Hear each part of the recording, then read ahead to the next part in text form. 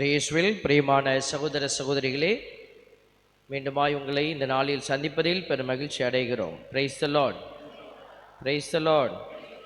உயிரோடு இருக்கிறவங்களாம் சேர்ந்து சொல்லுங்க, பிரைஸ் தி லார்ட். நான் செத்து பல வருஷம் ஆச்சு சாமி, அவங்க மட்டும் சொல்லுங்க, பிரைஸ் தி லார்ட்.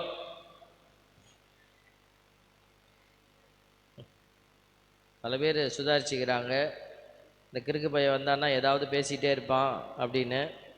அதனால் கொஞ்சம் பேர் இன்னும் வெள்ளந்தியாகவே இருக்கிறாங்க. சாமியார் எது கேட்டாலும் சரியாகத்தான் சொல்லுவார் அப்படின்னு. அதில் எப்போதுமே நம்ம விழிப்பாக இருக்க வேண்டும். யார் சொல்கிறாங்கிறதுல இல்லை, யார் சொன்னாலும் நம்ம என்ன செய்யணும், விழிப்பாக இருந்து கேட்கணும். கடவுள் சொல்கிறது ஒன்றை மட்டும்தான் நம்ம அப்படியே அடிபணியலாம். ஏன்னா அவர்கிட்டேருந்து தீமை வராது. மனுஷன் யாராக இருந்தாலும் அவங்கக்கிட்டேருந்து தீமை வெளிப்படும்.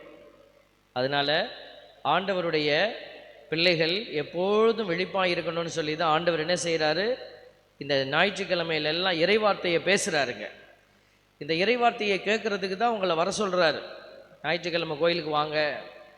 ரெண்டு விஷயம், நீ குரு, நீங்களும் குருவாக இருக்கிறீங்க. நிறைய பேருக்கு தெரியல, சாமியார் தான் குரு, நாங்களெல்லாம் வேடிக்கை பார்க்க வந்தவங்க. அப்படி இல்லை, திருமுழுக்கில் நம்ம எல்லோருமே குருத்துவத்தில் இருக்கிறோம். அதனால தான் ஒரு குருவானவர் என்ன செய்யணுமோ அதை நீங்களும் செய்யணும். குருவானவர் பலிபீடத்திலிருந்து பணி குருத்துவத்தை நிறைவேற்றுறார். வேலை செய்கிற குருத்துவம் எங்களுக்கு கொடுக்கப்பட்ட அந்த பணியை நாங்கள் இங்கேருந்து நிறைவேற்றுறோம். நீங்கள் அங்கிருந்து பூசை வைக்கிறீங்க. அப்போ நம்ம எல்லாருமே சேர்ந்து தான் இந்த பலியை ஒப்பு கொடுக்குறோம். எங்களுடைய யூடியூப் சேனலில் ஃபாதர் ஆல்பர்ட் ரிச்சி அஃபிஷியல் அப்படிங்கிற சேனலில் இப்போ நாங்கள் போன வெள்ளிக்கிழமை திருப்பலியை குறித்து ஒரு செய்தி நான் கொடுக்குறேன். திருப்பலினா என்ன, திருப்பலியை குறித்த புரிதல் இல்லாமல் மக்கள் இருக்கிறாங்க. அதனால் ஒரு புரிதலுக்காக ஒரு செய்தி கொடுக்குறோம். முடிந்தால் அதை பாருங்கள். அன்புக்குரியவர்களே, இன்று ஆண்டவர் நமக்கு ஒரு அருமையான ஒரு அடையாளத்தை, செய்தியை வைக்கிறார். முதல் வாசகம், சவுலுக்கும் தாவீதுக்கும் ஒரு பெரிய போராட்டம் போய்கிட்டே இருக்குது. அந்த ஒரு வாசகத்தை தான் நீங்கள் வாசிக்க கேட்டீங்களா? கேட்டது மாதிரி இருக்கும், ஆனால் உள்ளே போச்சா என்ன பிரச்சனை, அங்கே என்ன நடந்துச்சு, ஒரு கதை தான், சம்பவத்தை தான் இன்றைக்கி விளக்குனாங்க. சரி, பரவாயில்ல. அதுக்கு தான் ஒரு வாசகத்தை நீங்கள் 3 தடவை வாசிச்சிருக்கணும். நேற்று ராத்திரியே ஒரு தடவை வாசிச்சிருக்கணும். அப்போ தான் இங்கே வந்தால் புரியும். இப்போ 2வது தடவை இங்கே வாசிக்கும் போது நீங்கள் கேட்கணும். பைபிள் வச்சுருந்தா பார்த்துக்கலாம். அது சாமியார் ஒழுங்காக வாசிக்கிறாரா அப்படின்றதுக்காக இல்லை, பார்த்தா இன்னும் புரியும். சில நேரம் வாசிக்கிறவர்கள் வார்த்தையை தப்பாக போட்டுருவாங்க, தவறுதலாக வாசிப்பாங்க, சில நேரம் புரியாது. அதனால் நாங்கள் என்ன செய்கிறோம், பைபிளை பார்த்து பாருங்கள், ஃபாலோ பண்ணுங்கன்னு நம்ம சொல்கிறோம். மற்றபடி வழிபாட்டு முறைப்படி நாம் வாசிக்கிறத நீங்கள் கேட்கணும், காதுக்குள்ளே போகணும். 2வது வாசிப்பு இங்கே நடந்துடும். 3வது வீட்டில் போய் இன்னொரு தடவை வாசிக்கணும். நீங்கள் வாசித்து தியானிக்கணும். இந்த வாசகத்தில் எனக்கு என்ன கிடைக்கிது, இதுதான் ஆன்மாவுக்கு உணவுங்க. ஆன்மாவினுடைய உணவை சாப்பிடாதவங்க எல்லாம் ஆன்மாவில் செத்து போயிடுவாங்க. ஆன்மா இறப்பு பாவத்தின் மரணமாக மாறுகிறது. எல்லாரும் மோட்சத்துக்கு போகிறதில்லை. யார் காப்பாற்றப்படுவார்கள்? ஆன்மாவை காப்பாற்றுகிறவர்கள் தான் காப்பாற்றப்படுவாங்க. இப்போ இந்த ஆன்மாவுக்கு உணவு கொடுத்தா தான் உங்களுக்கு விஷயங்கள் புரியும். இல்லைன்னா இந்த உடம்பு தேகம் உணவில்லாமல் எப்படி மெலிந்து போகுதோ அதே போல் ஆன்மா மெலிந்து மெலிந்து மெலிந்து கடைசியில் கடவுளுடைய காரியத்துக்குள்ளேயே வர முடியாது. நாங்கள் நிறைய பேரை பார்ப்போம், நீங்களும் பார்ப்பீங்க. காரணம்லாம் சொல்லுவீங்க, கோயிலுக்கெல்லாம் வரமாட்டாங்க, பைபிள் வாசிக்க முடியாது. காரணம் என்னென்னா, உடம்பு மெலிஞ்சு போச்சு, அந்த ஆன்மா மெலிஞ்சிருச்சு. எப்படி மெலிந்த ஒருத்தர்கிட்ட போய் இவ்வளோ சோத்தை வச்சு சாப்பிடுன்னா சாப்பிட முடியாதோ அதே போல் அவங்களால ஆன்மீக காரியத்தை உள்ளே எடுக்கவே முடியாது. அதனால தான் அன்பு பிள்ளைகளுக்கு நாங்கள் அறிவுறுத்தி கொண்டே இருக்கிறோம். எப்படி ஒருத்தர் உடல் மெலிஞ்சி உங்கள் வீட்டில் போகிறாங்கன்னா உடனே விட மாட்டீங்க, உடனே டாக்டர்கிட்ட கூட்டிகிட்டு போகிறீங்க, உடனே அவங்களுக்கு மருந்து கொடுத்து அவங்கள நார்மலாக்க முயற்சிக்கிறீங்களே, அதே போல் இந்த ஆன்மாவிலையும் நீங்கள் முயற்சி எடுக்கணும் இல்லையா? உங்கள் வீட்டில் இருக்கிற ஒருத்தர் நரகத்துக்கு போனால் பரவாயில்லன்னு நீங்கள் எப்படி உட்கார்ந்துருக்கிறீங்க? ஆண்டவரே கவலைப்படுறார். அதுக்கு தான் குருக்கள் எல்லாம் வச்சு உங்கள்கிட்ட ஒரு உரிமையோடு பேச வைக்கிறார். ஒரு யூடியூப்பில் நான் கோயிலுக்கு வெளியில் நிற்கிறது சாபம் அப்படின்னு சொல்லியிருந்தேன். அதை ஒருத்தர் பெரிய வேதனையாக பேசியிருக்கிறார். ஒரு சாமியார் இப்படி பேசலாமா, உங்களுக்கு சாபம் வரும்னு அதாவது எச்சரிக்கிறோம், அவ்வளோதான். உங்களை சபிக்கலை நாங்கள். இப்படி நடந்துக்கிட்டிங்கன்னா உங்களுக்கு கிடைக்க போகிறது சாபம், அவ்வளோதான். அதை எச்சரிக்கை செய்தியாக தான் இயேசு சாமி சொன்னார், ஐயோ உங்களுக்கு கேடு பரிசெயரே அப்படின்னாரு. அப்போ என்ன அர்த்தம்? மாறிக்கடான்னு அர்த்தம். நீ பரிசேயரா இருக்கிறேன்னு பெரிய தொப்பி வச்சுக்கிட்டு இப்படியே உட்கார்ந்துருக்காத, நீ மாறிக்க, மனம் மாறு. அதுதான் எங்களுடைய விருப்பம். இன்னைக்கு நற்செய்தியில 3 வாசகத்தில் ஆண்டவர் அதை தான் பேசுறாரு. முதல் வாசகத்தில் பாருங்க, சவுல் தாவீது மேல ஒரு பெரிய காண்டா இருக்கிறான், காட்டம். ஏன்னா கடவுள் அவனை தான் திருப்பொழிவு செய்திருந்தார் அந்த மனுஷனை. தாவீது அதுக்கப்புறம் அவன் சரியா இல்லைன்னொன்னையுமே தாவீதை திருப்பொழிவு செஞ்சிட்டார். தாவீது திருப்பொழிவு செய்யப்பட்டார்னு கேள்விப்பட்ட உடனேயே அந்த மனுஷனுக்கு தாங்க முடியல. அந்த மனுஷன் என்ன செய்திருக்கணும்? கடவுள் சொன்னதை கேட்டிருக்கணும். ஆனால் ஆன்மாவில் சுருங்கிட்டான், உலக காரியத்துக்குள்ளே போயிட்டார் அந்த மனுஷன். அதனால் இந்த தாவீதை கொல்ல முயற்சிக்கிறார். இந்த தாவீது எவ்வளோ நல்ல மனசு காட்டுறாரு பாருங்க. ஒரு வாய்ப்பு கிடைக்குது அவருக்கு, ஆழ்ந்த உறக்கம். சவுல் தூங்கிக்கிட்டு இருக்கிறாரு. இவர் படை பரிவாரத்தோடு இவர் போய் அங்கே பார்க்குறாரு, சவுல் நல்லா தூங்குறாரு. நினச்சிருந்தா ஒரு கண்ணிமைக்கிற நேரத்தில் எல்லாத்தையும் தோசம் பண்ணிட்டு வந்திருக்கலாம். ஆனால் ஒருத்தர் சொல்கிறான் பக்கத்தில், கூட வந்த தாவீதோட வந்த நண்பன் சொல்கிறான், 2 குத்தெல்லாம் குத்தக்கூடாது, நீ என்ன ஈட்டி எடுத்து என்ன குத்து குத்தணும், ஒரே குத்து தரையோட தரையா அப்படியே ஊனி போடணும். எவ்வளோ கோவம் பார்த்தீங்களா? அப்போது அவ்வளோ கோவம் கூட இருக்கிறவனுக்கே இருக்குன்னா தாவீதுக்கு எப்படி இருக்கும்? நம்மளை ஓட வச்சுட்டாயா, இப்படி ஒரு இடத்துல உட்காரவே விடலை இருந்தாலும், அது நம்மளை உசுருக்கு பயந்து ஓட வச்சுட்டான், அவனை விடாத. இப்போ தாவீது என்ன சொன்னார் பாருங்க, திருப்பொழிவு செய்யப்பட்டவர் மேல் என்ன செய்யக்கூடாது?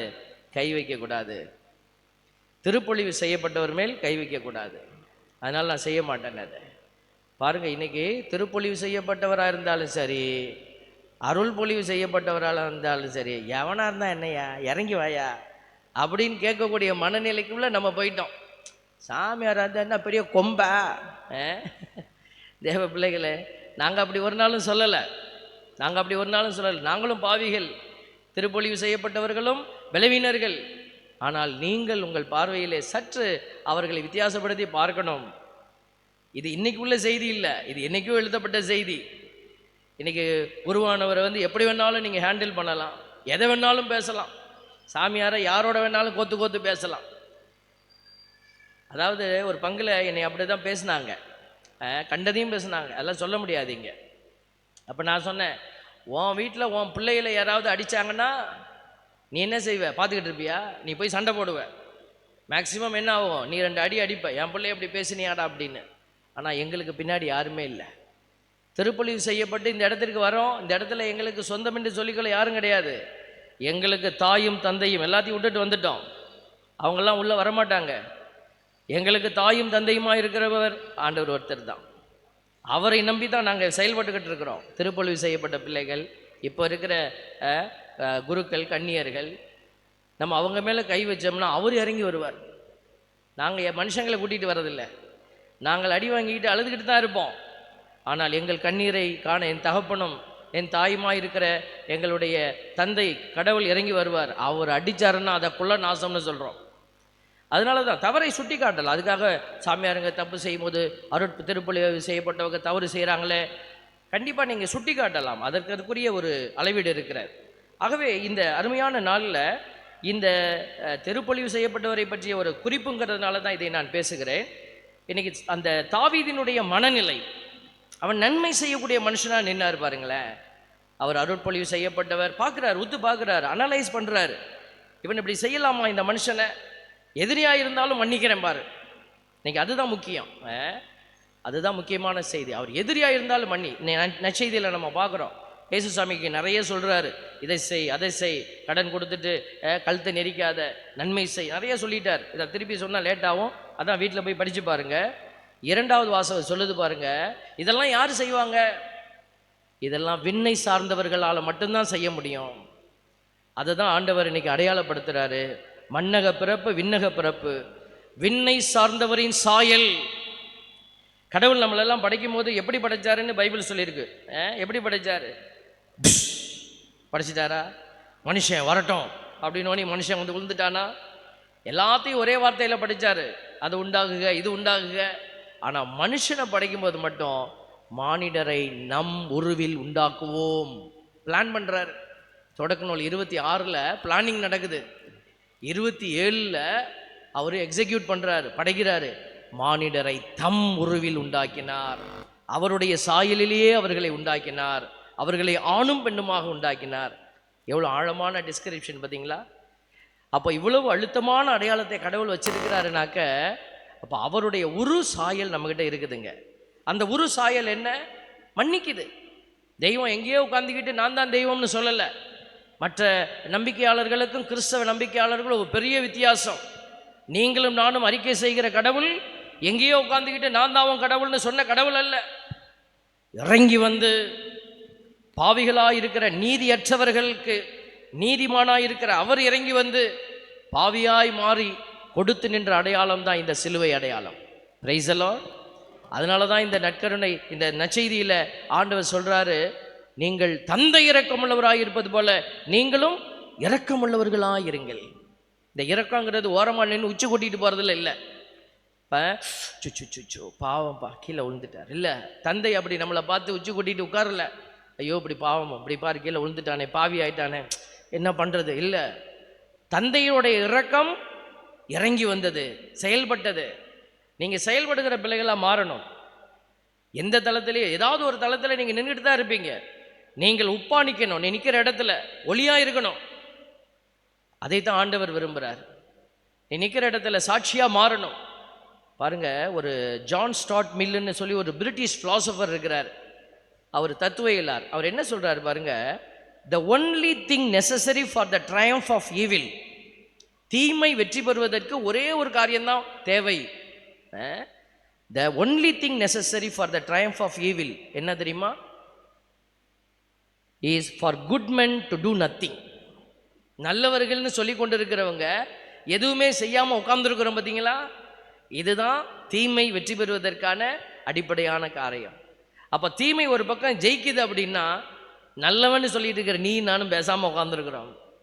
ஆண்டவர் தீயவர்களை நம்பி இல்லை, நல்லவர்கள் சொல்லக்கூடியவர்களை தான் நம்பி இருக்கிறார்.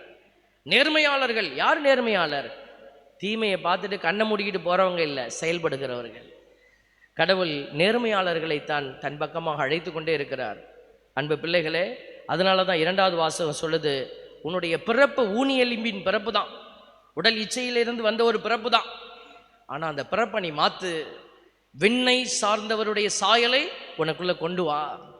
அதுக்கு தான் ஆண்டவர் இன்னைக்கு நமக்கு சொல்லிக் கொடுக்குறார். பாருங்களேன், ஆண்டவருடைய அடையாளமாக இருக்கிற நாம யோவான் நற்செய்தி 3:34 சொல்லுகிறது, கடவுளால் அனுப்ப பெற்றவர் கடவுளின் வார்த்தைகளை பேசுகிறார், கடவுள் அவருக்கு தம் ஆவிக்குரிய கொடைகளை அளவின்றி கொடுக்கிறார்.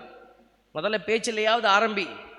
நம்ம நிறைய பேசுகிறோம், நீங்கள் வாயில் வார்த்தையாக பேசுகிறீங்க இல்லையா? யோசித்து பாருங்க. நேற்றைய தினம் ஒரு எக்ஸாம்பிளுக்கு எடுத்துக்கங்க.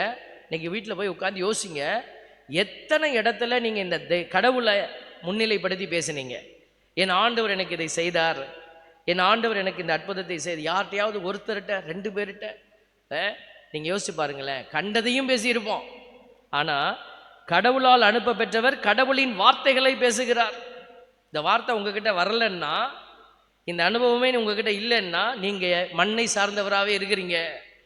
அப்போ யார் கடவுளுடைய காரியத்தை அறிக்கை செய்கிறாங்களோ பாருங்க, அந்த தாவீது சொல்கிறாரு, அவன் சொன்னப்பா இல்லைப்பா வேணாம்ப்பா பாவம்ப்பா. பாருங்க அந்த வார்த்தை இல்லை பாருங்க. அவர் சொல்லியிருக்கலாம், மனுஷன் பாவம் ஏன் போயா அவருக்கு இருக்க போயா சொல்லியிருக்கலாம். ஆனால் அவர் என்ன சொல்கிறாரு, கடவுளால் திருப்பொழிவு செய்யப்பட்டவரை நான் கை வைக்க மாட்டேன். சும்மா நான் இறக்கப்பட்டு விட்டு போல, அவர் கடவுளுடைய அடையாளமாக நிற்கிறாரா பாருங்களேன். இதுதான் கடவுளுடைய வார்த்தைகளால் நிரப்ப பெற்றவங்க செய்கிற செயல். இதனால தான் ஆண்டவர் இன்னைக்கு தாவீதை அடையாளப்படுத்துகிறார் பாருங்களேன். ரோமையர் 1:11 சொல்லுது, நான் உங்களை காண ஏங்குகிறேன். பவுலடியார் சொல்கிறாரு, அங்கே வந்து உங்களை உறுதிப்படுத்துவதற்காக ஆவிக்குரிய கொடை ஏதேனும் உங்களுக்கு வழங்க வேண்டுமென விளைகிறேன். ஆவிக்குரிய பிள்ளைகள் என்ன செய்வாங்க, எதையாவது கடவுளுடைய பிள்ளைகளுக்கு ஏதாவது கொடுப்பாங்க. ஆவிக்குரிய கொடைகளை, அன்பை கொடுப்பாங்க, இரக்கத்தை கொடுப்பாங்க.